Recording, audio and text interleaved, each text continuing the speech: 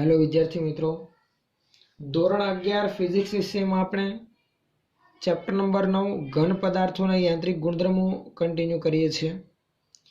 Previous video lecture કે જે આપણો પાર્ટ નંબર 8 હતો એમાં આપણે સ્થિતિસ્થાપક અંકોનો બીજો એક પ્રકાર આકાર સ્થિતિસ્થાપક અંકની ચર્ચા કરી અને તેના આધારિત ઉદાહરણ અને સ્વાધ્યાયના પ્રશ્નો આપણે જોયા।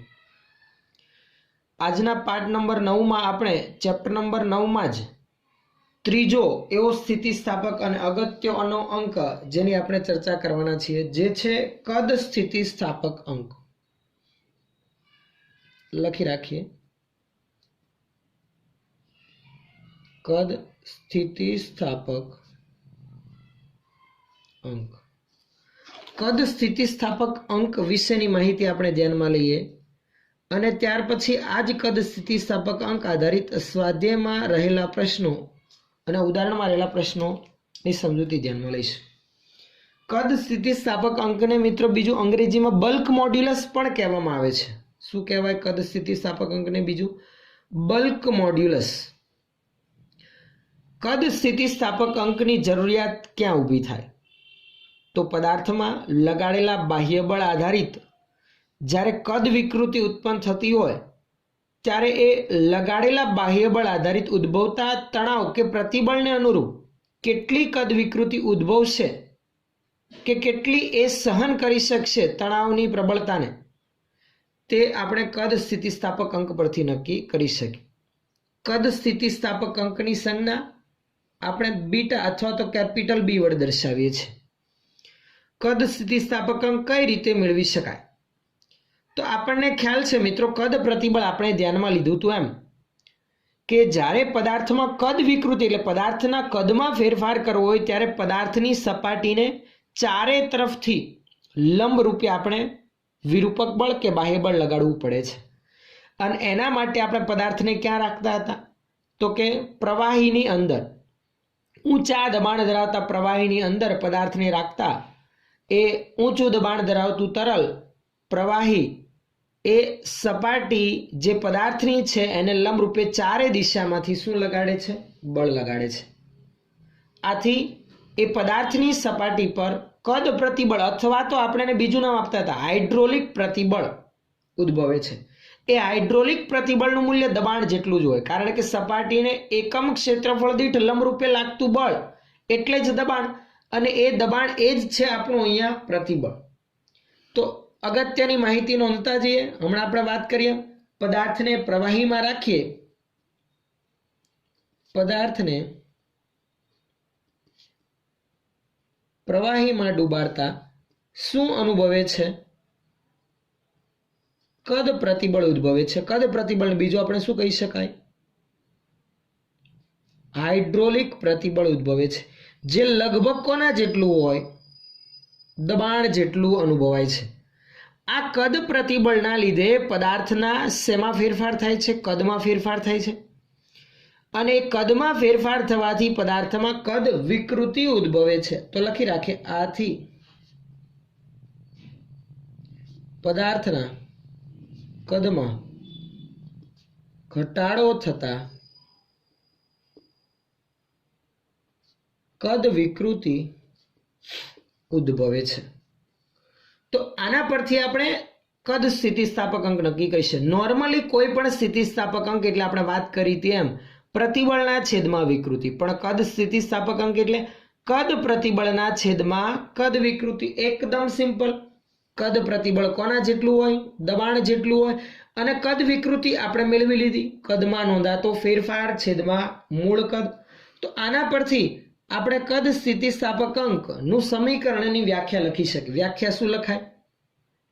તો હાઇડ્રોલિક પ્રતિબળ અથવા તો કદ પ્રતિબળ અને કદ વિકૃતિના ગુણોત્તરને શું કહેવામાં આવે છે? કદ સ્થિતિસ્થાપક અંક। લખી રાખીએ, આમ કદ પ્રતિબળ અથવા તો કહેવાય હાઇડ્રોલિક પ્રતિબળ અને કદ વિકૃતિના ગુણોત્તરને કદ સ્થિતિસ્થાપક અંક કહે છે.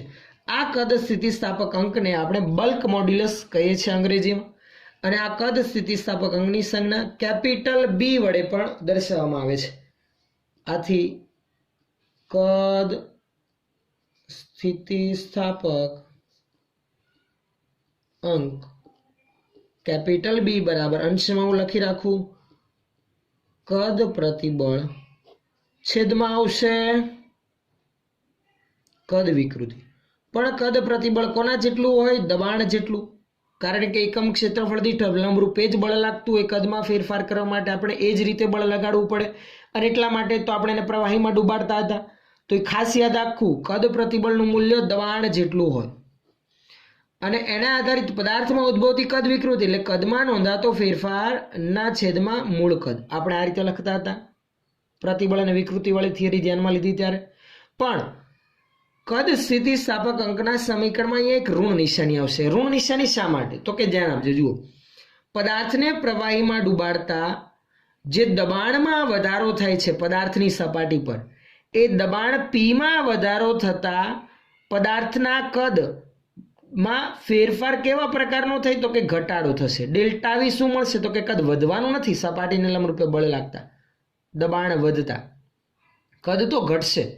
આથી ડેલ્ટા વી ઋણ હોય. આથી આ કદ સ્થિતિસ્થાપક અંકનું મૂલ્ય સંતુલન સ્થિતિમાં ધન હોવાથી પરિણામ ધન મળે એ હેતુથી અહીંયા ઋણ નિશાની લખવામાં આવે છે. તો લખી રાખે આ પી એ શું છે? પી એટલે કે કંઈ જ નહીં, દબાણ, અથવા તો કહી શકાય હાઇડ્રોલિક પ્રતિબળ જ છે. બરાબર. તો આ ઋણ નિશાની શા માટે છે એનો ઉલ્લેખ કરી રાખીએ. અહીં ઋણ નિશાની સૂચવે છે કે દબાણ પી વધારતા કદ વી શું થાય છે? ઘટે છે. માટે ડેલ્ટા વી શું મળે? ઋણ મળે. પરંતુ સંતુલિત અવસ્થામાં બી ધન મળે છે. અને આ બી ધન મેળવવા માટે જ આપણે અહીંયા સમીકરણમાં કઈ નિશાની મૂકવી પડે છે? ઋણ નિશાની મૂકવી પડે છે. તો ખાસ સમીકરણ તમારે યાદ રાખવું, કદ સ્થિતિસ્થાપક અંક બી બરાબર શું આવશે? તો કે અંશમાં કદ પ્રતિબળના છેદમાં કદ વિકૃતિ. સમીકરણ એકદમ સરળ છે, યાદ રાખવું. સાદરૂપ આપતા છેદના છેદમાંથી મૂળ કદ વી ક્યાં જશે? અંશમાં જશે. તો આ છે દ્રવ્યનો કદ સ્થિતિસ્થાપક અંક, જે સંતુલિત અવસ્થામાં કેવો હોય? ધન હોય. અને ધન ક્યારે મળે? ઋણ નિશાની આપણે ધ્યાનમાં લઈએ તો. હવે કદ સ્થિતિસ્થાપક અંકનો એકમ પણ શું આવશે? તો કે કદ વિકૃતિનો કોઈ એકમ નહીં આવે. વિકૃતિ હંમેશા પરિમાણ રહિત હોય. તો પ્રતિબળનો એકમ એ જ સ્થિતિસ્થાપક અંકનો એકમ, એટલે કે ન્યૂટન પર મીટર સ્ક્વેર લખી રાખે. એકમ તો કે ન્યૂટન પર મીટર સ્ક્વેર, અથવા તો બીજો એકમ કયો લખાશે? પાસ્કલ. પારિમાણિક સૂત્ર લખવું હોય તો પારિમાણિક સૂત્ર શું બનશે? તો કે એકદમ સિમ્પલ, દબાણનું આવે જ m1 L-1 T-2. તો એકમ અને પારિમાણિક સૂત્રની આ માહિતી ખાસ યાદ હોવી જોઈએ. તો આ હતી વાત મિત્રો કદ સ્થિતિસ્થાપક અંકની. પણ આ જ ટોપિકમાં બીજી પણ એક બાબત અગત્યની ધ્યાનમાં લેવા જેવી છે કે કદ સ્થિતિસ્થાપક અંકનો જો આપણે વ્યસ્ત કરીએ ને મિત્રો, તો એક અગત્યની ભૌતિક રાશિ ધ્યાનમાં લેવાતી હોય છે, અને ખૂબ જ અગત્યની, જેને કહેવામાં આવે છે દબનીયતા. તો સાદી ભાષામાં કહી શકીએ કદ સ્થિતિસ્થાપક અંક, આને જ બીજું શું કહીએ છીએ આપણે? Bulk modulus. તમને ઘણી બધી જગ્યા પર આવું પણ લખેલું જાણવા મળશે. તો કદ સ્થિતિસ્થાપક અંક એ જ બલ્ક મોડ્યુલસ છે.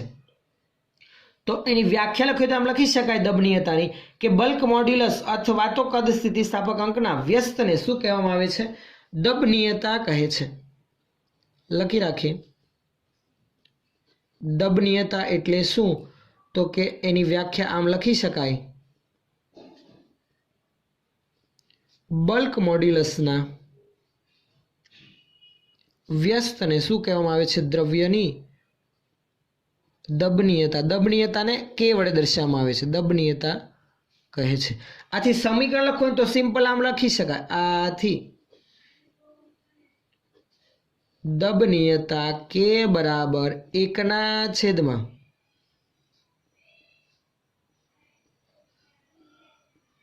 બલ્ક મોડ્યુલસ એટલે કે બી. સંજ્ઞા સ્વરૂપે સમીકરણ સ્વરૂપે રજૂઆત કરવી તો આમ લખાય, પણ બલ્ક મોડ્યુલસનું સમીકરણ આ રહ્યું તો આ આમ લખી શકાય આપણે 1/. આ પી દબાણ જશે છેદમાં, વ્યસ્ત લખવાનું છે, આ બલ્ક મોડ્યુલસની કિંમત મૂકું છું અને છેદનું પદ આવશે આપણું અહીંયા અંશમાં. છેદનું પદ છે ડેલ્ટા વી અપન વી, તો અહીંયા આપણે આમ લખી રાખીએ, જો આ 1 એની જગ્યા પર આવી જશે છેદનું પદ અંશમાં ડેલ્ટા વી અપન વી. તો આ કદ વિકૃતિના છેદમાં કદ પ્રતિબળ એટલે કે એમ પણ કહી શકાય દબનીયતા. ઇન્સર્ટ ટૂંકમાં બલ્ક મોડ્યુલસનો શું? વ્યસ્ત. અહીંયા ઋણ નિશાની તો રહેશે જ.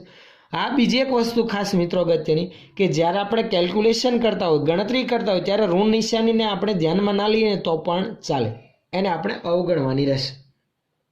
તો આને સાદરૂપ આપતા આમ પણ લખાય ને ફાઇનલી કે કે બરાબર 1/p ઇન્ટુ ડેલ્ટા વી અપન વી. આને વ્યાખ્યાયિત કરવું હોય તો કઈ રીતે વ્યાખ્યાયિત કરી શકાય? નોર્મલી તો આપણે કહી દીધું કે બલ્ક મોડ્યુલસનું વ્યસ્ત એટલે કે દબનીયતા, પણ વ્યાખ્યા લખવી તો આમ લખી શકાય, જો છેદમાં છે પી, પી એટલે કે શું? દબાણ. તો પદાર્થના દબાણમાં એકમ વધારા દીઠ અથવા તો એકમ ફેરફાર દીઠ કદમાં આ શું ઉદ્ભવી? વિકૃતિ. તો કદમાં થતા આંશિક ફેરફારને શું કહેવામાં આવે છે? દબનીયતા કહે છે. તો બીજી વ્યાખ્યા આમ પણ લખી શકાય, દબાણમાં એકમ ફેરફાર દીઠ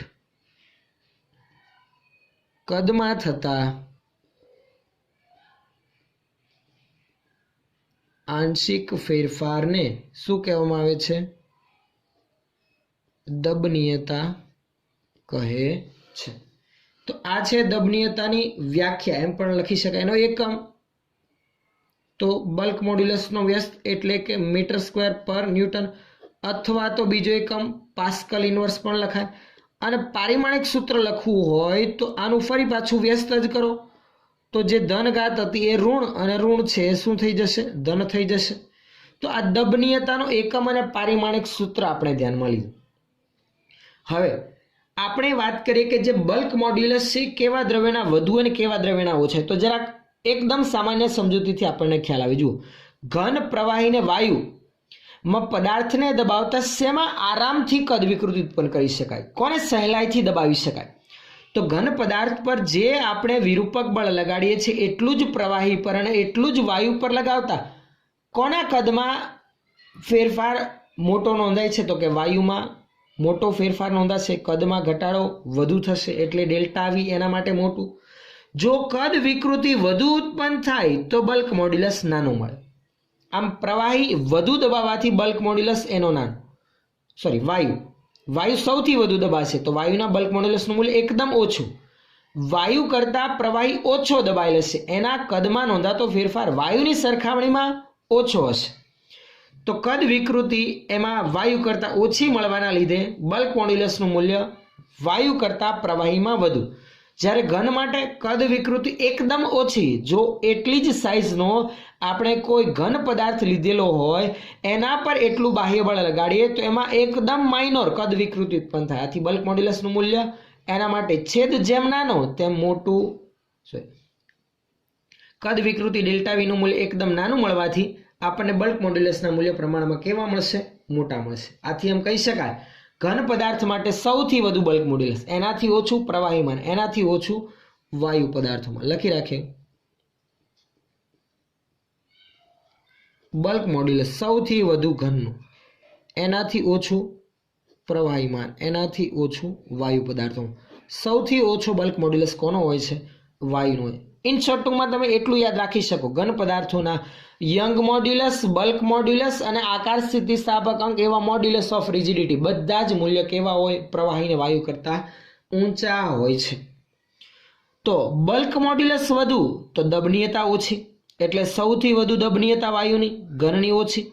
એટલે કહેવાનો અર્થ એવો, વાયુ સૌથી વધુ દબનીય અને ઘન સૌથી ઓછા દબનીય છે. આમ ઘન સૌથી ઓછા દબનીય, જ્યારે વાયુ સૌથી વધુ દબનીય હોય. એક અંદાજો એવો પણ અવલોકનો પરથી જાણવા મળે છે કે વાયુની દબનીયતા એ ઘન પદાર્થોની દબનીયતા કરતા લગભગ 10 લાખ ગણી વધુ હોય છે. અગત્યની એક બાબત કે વાયુની દબનીયતા ઘન પદાર્થો કરતા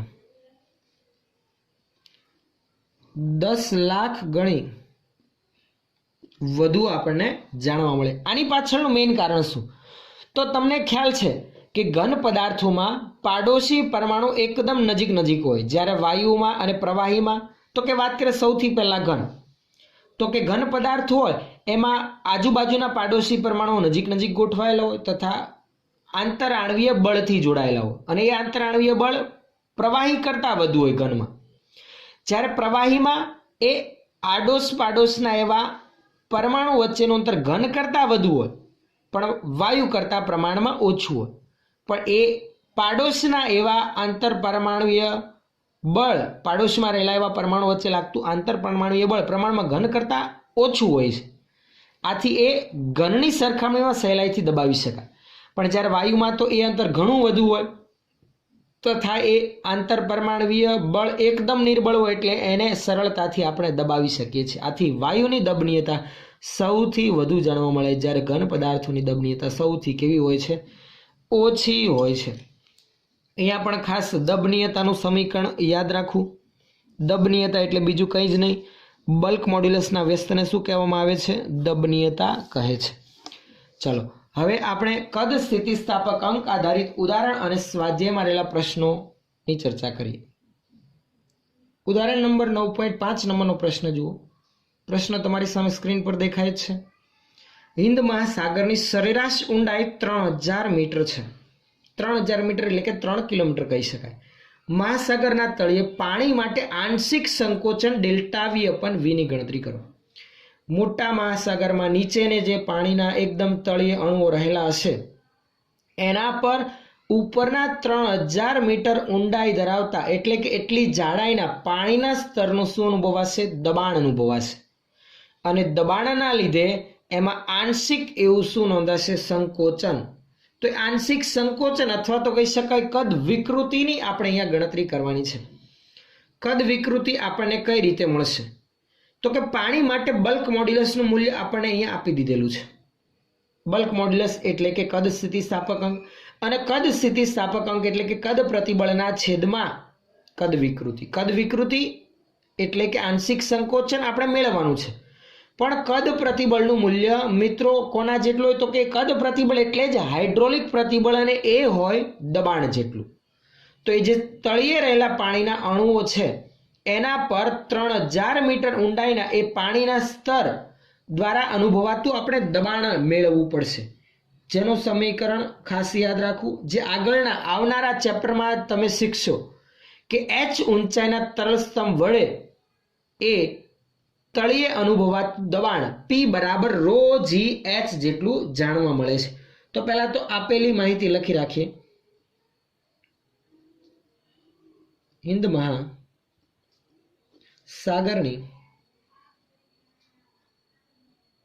સરેરાશ ઊંડાઈ h બરાબર 3000 મીટર. પાણી માટે બલ્ક મોડ્યુલસ એ છે 2.2 ગુણાકારમાં 10⁹ ન્યૂટન પર મીટર સ્ક્વેર. તો સૌથી પહેલા આપણે શું લખી રાખીએ કે તો આ હિન્દ મહાસાગરનું જે તળિયું છે ત્યાં આ 3000 મીટર ઊંડાઈનો જે વિસ્તાર છે એટલે પાણીનું જે આટલી જાડાઈનું સ્તર છે તેના દ્વારા તળિયે અનુભવાતું દબાણ પહેલા તો મેળવી રાખીએ. મહાસાગરના તળિયે h બરાબર 3000 મીટર ઊંડાઈના પાણીના સ્તર દ્વારા અનુભવાતું દબાણ અથવા તો લાગતું દબાણ P બરાબર રો જી એચ વડે આપણે મેળવી શકીએ. આ સમીકરણ આવનારા ચેપ્ટર નંબર 10માં તમે ભણશો.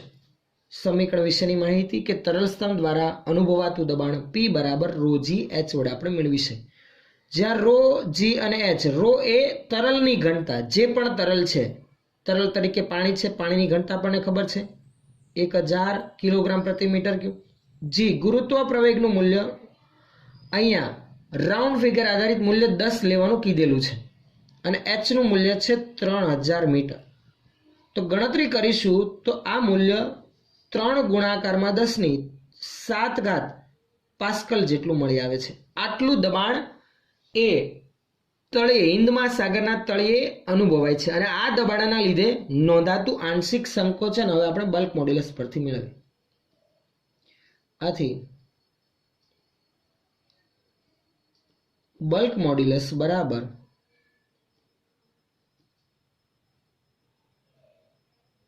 કદ પ્રતિબળ અથવા તો કહી શકાય દબાણ ના છેદમાં આવશે કદ વિકૃતિ.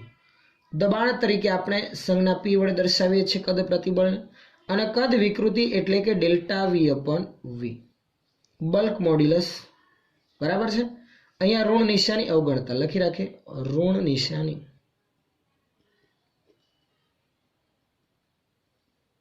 અવગણતા.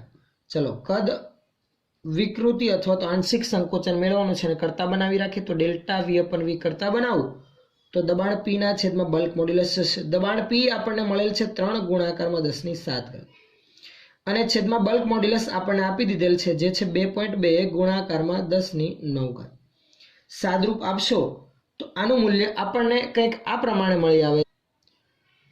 છેદમાં 10⁹ છે, અંશમાં 10⁷ છે, તો 10⁻² તો વધશે અને 3 ના છેદમાં 2.2 કરશો તો 1.36 ગુણાકારમાં 10⁻² જેટલું આંશિક સંકોચન થાય. જો ટકાવાર પ્રમાણ મેળવવું હોય તો ગુણાકારમાં 100 કરીએ તો આપણે 1.36% જેટલી કદ વિકૃતિ હિન્દ મહાસાગરના તળિયે અનુભવાય છે તેમ લખી શકીએ, જે થશે આપણો ફાઇનલ આન્સર. આગળ સ્વાધ્યાયનો કદ સ્થિતિસ્થાપક અંક આધારિત પ્રશ્ન છે તે ધ્યાનમાં લઈએ. આજે આપણે એક પ્રશ્ન ધ્યાનમાં લઈએ છીએ 9.12. નેક્સ્ટ વિડીયો લેક્ચરમાં બાકી રહેલા સ્વાધ્યાયના પ્રશ્નો પણ કન્ટિન્યુ કરીશું. સ્વાધ્યાયનો 9.12 નંબરનો પ્રશ્ન, નીચે આપેલ માહિતી પરથી પાણી માટે બલ્ક મોડ્યુલસની ગણતરી કરવાની છે. બલ્ક મોડ્યુલસની ગણતરી આપણે આ સમીકરણ પરથી કરી શકીએ. દબાણની અનુભૂતિ દે થાય છે કે અથવા તો દબાણનો વધારો ના છેદમાં કદ વિકૃતિ, કદમાં થતો ફેરફારના છેદમાં મૂળ કદ. આપેલી માહિતી કઈ છે? પ્રારંભિક કદ 100 લિટર, દબાણનો વધારો 100 એટમોસ્ફિયર, દબાણનો એકમ વાતાવરણ દબાણ 1 એટમોસ્ફિયર બરાબર પાસ્કલમાં 1.013 ગુણાકારમાં 10⁵ પાસ્કલ જે મૂલ્ય થાય એ આપણને આપેલું છે. અંતિમ કદ 100.5 લિટર. અચળ તાપમાને આ આપેલા મૂલ્યો છે. પાણી અને હવાના બલ્ક મોડ્યુલસની તુલના કરો. પાણીનું બલ્ક મોડ્યુલસ આપણે આપેલી માહિતી પરથી મેળવીશું. હવાના બલ્ક મોડ્યુલસનું મૂલ્ય મિત્રો 10⁵ પાસ્કલ જેટલું જણાવે છે અને એ બંનેના બલ્ક મોડ્યુલસની તુલના આપણે કરવાની છે કે કોના માટે બલ્ક મોડ્યુલસનું મૂલ્ય વધુ અને કોના માટે ઓછું હોય છે. તો પાણી માટે મળી આવશે એટલે સીધો ખ્યાલ આવશે. અને આ ગુણોત્તર શા માટે મોટો મળે છે તેના આપણે આન્સર આપવાનો છે, શબ્દોમાં સમજાવવાનું છે. તો સૌથી પહેલા આપેલી માહિતી નોંધી રાખીએ. પાણી માટે પ્રારંભિક કદ 100 લિટર, લીટરનું મીટર ક્યુબમાં થાય મિત્રો 10⁻3.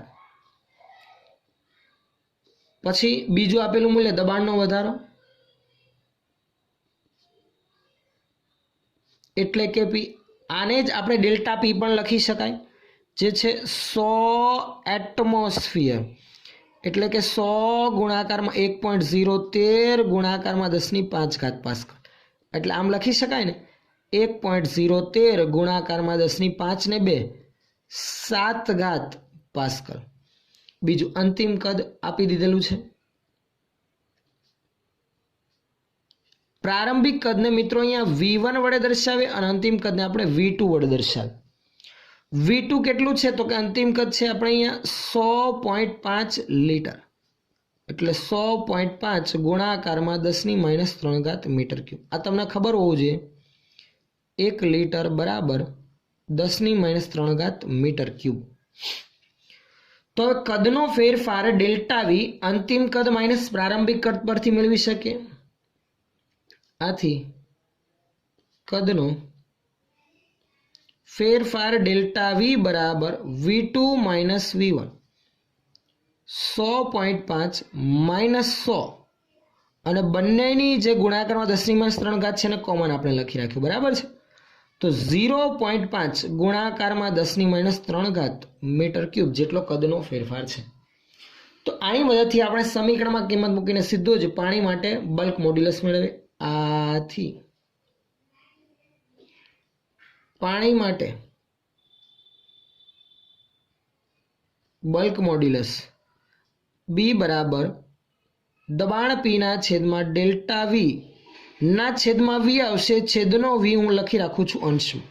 ખ્યાલ આવે છે? સમીકરણમાં આપણે જે સાદરૂપ આપવાનું આવે એ એક સાથે જ લખી રાખ્યું. ચલો પીનું મૂલ્ય 1.013 ગુણાકારમાં 10⁻⁷. મૂળ કદ વી એટલે શરૂઆતનું કદ પ્રારંભિક જે 100 લીટર છે એટલે કે 100 ગુણાકારમાં 10⁻³ મૂળ કદ એટલે કે પ્રારંભિક કદ. દબાણના લીધે નોંધાતો કદનો ફેરફાર આપણે લખી રાખેલ છે 0.5 ગુણાકારમાં 10⁻³ 10⁻³ કેન્સલ થશે. આથી પાણી માટે બલ્ક મોડ્યુલસ ગણતરી કરશો તો મોટું મૂલ્ય મળી આવશે. જુઓ, કારણ કે અંશ ઘણો મોટો હોવાથી 2.026 ગુણાકારમાં 10⁻⁷ અને 2 10ની કેટલી ઘાત 9 પાસ્કલ જેટલું મૂલ્ય પાણીના બલ્ક મોડ્યુલસનું મળશે. હવા માટે બલ્ક મોડ્યુલસનું મૂલ્ય મિત્રો માત્ર 10⁵ પાસ્કલ જ જાણવા મળે છે. લખી રાખવું હવા માટે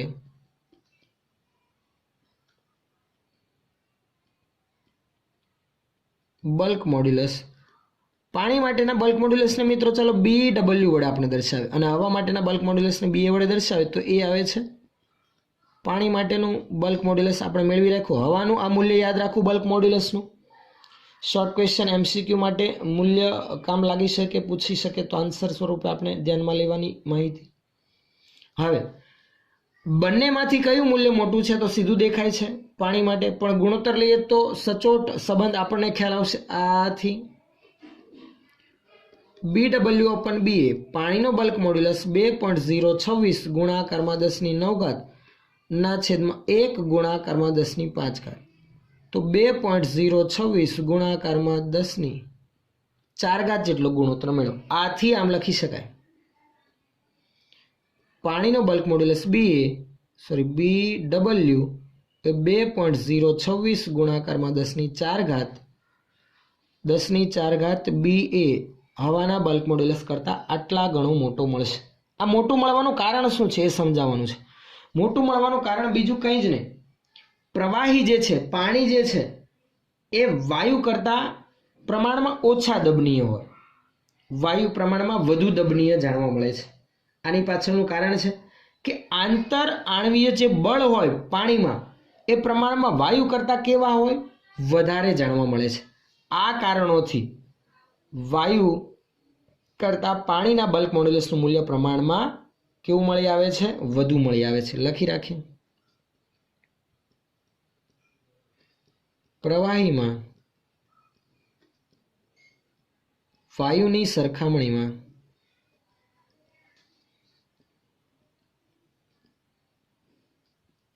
આંતર આણવીય બળ વધુ હોવાથી BW > BA મળે છે.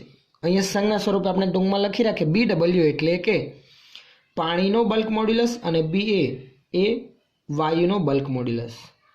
તો આ કારણોથી આ આંતરાણવીય બળ પ્રવાહીમાં વધુ હોવાથી પાણી માટે બલ્ક મોડ્યુલસનું મૂલ્ય મોટું મળે છે વાયુની સરખામણીમાં.